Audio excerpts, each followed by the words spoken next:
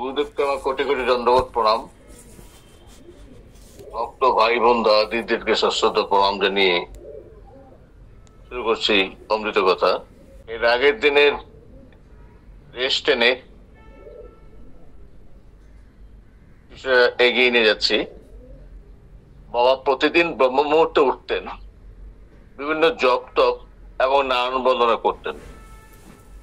আমার বাড়ি এবং দাদার বাড়ির দূরত্ব প্রায় 70-75 ফিট হবে, কিন্তু বাবার সেই মন্ত্রোচ্চারণ এত জোরে হতো যে আমার কানে সেই শব্দ আমাকে বিছনা থেকে তুলে দিত।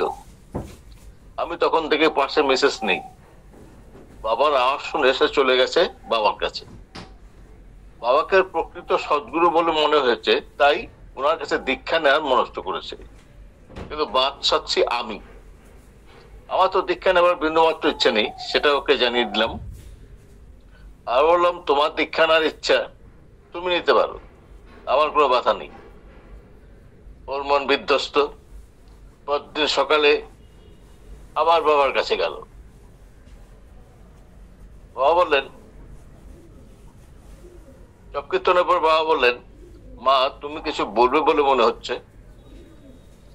মিসেস বলল, বাবা আমি তো তোমার কাছে দীক্ষা নিতে চাই, কিন্তু আমার হাজবেন্ড যে নিতে যাচ্ছে না। আমি জানি দুজনে একসঙ্গে দীক্ষা নিলে মঙ্গল হয়। তখন বাবা বলেন, তুমি খেলে তোমার পেট ভরবে, ও খেলে কি তোমার পেট ভরবে? তখন মিসেস জানতো যে দীক্ষা নেয়ার আগে গুরুকে পরীক্ষা করা যায়, দীক্ষা নেওয়ার পরে তা করা যায় না। তাই সে গুরুর নিকট মনে মনে প্রতিজ্ঞা করে, যদি তুমি সত্যিকারের সদ্গুরু বা মহাপুরুষ হও, তাহলে আমার স্বামীও যেন আমার সঙ্গে দীক্ষা নেয়।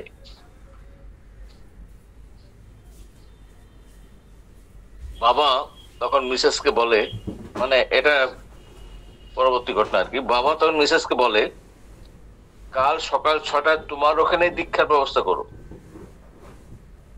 পরদিন সকালে সেই মতো ব্যবস্থা হয়। আবার তার আগের দিনই বলেছি। আর আমার ফ্যামিলির 4 জনেরই দীক্ষা হয়ে যায়। দীক্ষাতে আমার মধ্যে একটা যে পরিবর্তন, তা ক্রমে ক্রমে উপলব্ধি করি। আমার আগের আমি আর এখনকার আমির মধ্যে তফাৎ লক্ষ্য করা যাচ্ছে, অর্থাৎ মানসিকতা তথা আগের উন্নাসিকতা পরস্পরের ছোঁয়ায় যেন অবলুপ্ত হয়ে গেছে। আমাকে জানার অত্যন্ত গভীর আগ্রহ প্রকাশ পাচ্ছে। নাস্তিকতারূপ অন্ধকার দূরীভূত হয়ে আস্তিকতারূপ আলো যেন উদ্ভাসিত হচ্ছে।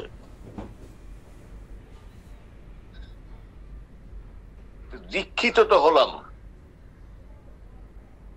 কিন্তু কার কাছে দীক্ষা নিলাম, উনি কে, কি ব্যাপারে, এগুলো কিচ্ছু জানি না। আর ওনার কিছু নাইও, নিজেকে কোনোদিনই প্রকাশ্যে আনতে চাননি, কোনোদিনই প্রকাশ্যে আনতে চাননি। এদিকে আমি দীক্ষা নিয়েছি, আমার বন্ধু বান্ধবরা জানে, আমার কলিগরা জানে, তারা সবাই বলছে, তোমার বা আপনার গুরুদেবের কিছু বইপত্র থাকলে দেন, আমরা পড়বো। বইপত্র কাগজে দিতে পারি না। তখন তো বাবা ওই টুকরা টুকরা কাগজ ছাপিয়ে দিত, মন্ত্রের কাগজ, গানের কাগজ, এগুলো তো যথেষ্ট ছিল না।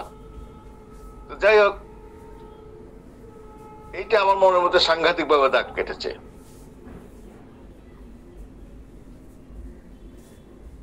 আমি বাবাকে বললাম, বাবা এই যে আমার বন্ধু বান্ধবরা, আমার কলিগরা তোমার সম্পর্কে জানতে চায়, কিন্তু আমি তো কিছু বলতে পারি না, তোমার তো কিছু ডকুমেন্টও নাই,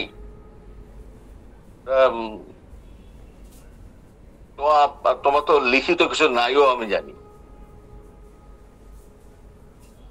আমি তোমার সম্বন্ধে কিছু লিখতে চাই। আমাকে তখন বলল, এই তো তোমার 12টা বেজে গেল, কি হয়েছে? আরে তোমার মনটা অন্যদিকে ডাইভার্ট হয়ে যাবে, তোমার জব তো 12টা বাজলো। আমি তখন বলেছিলাম আমার জব তো শিবানন্দ, কিন্তু আমাকে এটা করতে হবে, তো করো। বলছি না আমার কিচ্ছু মনে নেই, তুমি মনে করো আমাকে দিতে হবে, তুমি মনে করো এরকম কথাবার্তা আমার সঙ্গে, মানে প্রথম দিকে আমি এরকম কথা বলতাম, দিতে হবে, যে আমার কিছু মনে নেই, তুমি এখন ওগুলো বাদ দাও, জব টপ কিন্তু ভালো বোঝা যাবে। তারপরে তো ওইভাবেই চললো।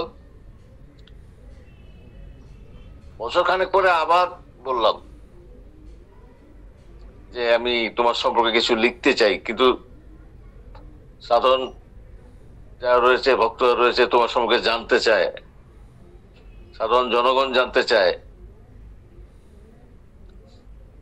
তখন আগের মতো চোট পাচ্ছিল না, বললো যে দেখো, কিন্তু ঘটনা হলো আমার কাছে কিন্তু কিছু পাবে না, আমার কাছে কিছু মনে নেই। দেখো তো, এটা কথা হইলো? পারমিশন যদিও বা দিল, বলে যে আমার কিছু মনে নেই। তা আমার কিছু মনে নেই, তাহলে আমি তোমার সঙ্গে লিখবো কেমন করে? আমার সঙ্গ করো, আমার সঙ্গ করো, কখন কোন দিক দিয়ে কি কথা বেরিয়ে পড়ে তুমি সেগুলো লিখবে। এই তো আমি দীর্ঘদিন বাবার সঙ্গে সঙ্গ করেছি,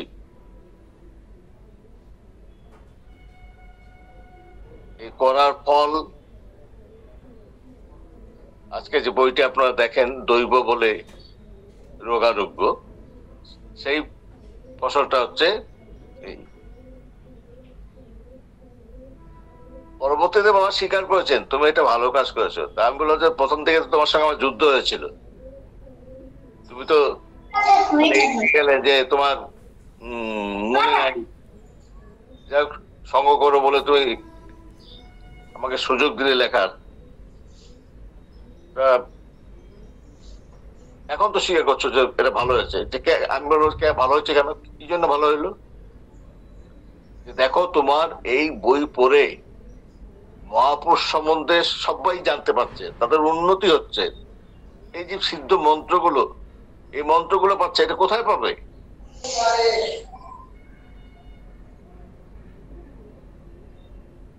সেটা ওইটা নিয়ে হাসাহাসি হচ্ছিল যে এই যুদ্ধ হয়েছিল তোমার সঙ্গে, তর্কাতর্কি হয়েছিল, আর এখন তুমি বলতেছো জিনিসটা ভালো হয়েছে। থাক, আজকে এই পর্যন্তই থাক। প্রণাম।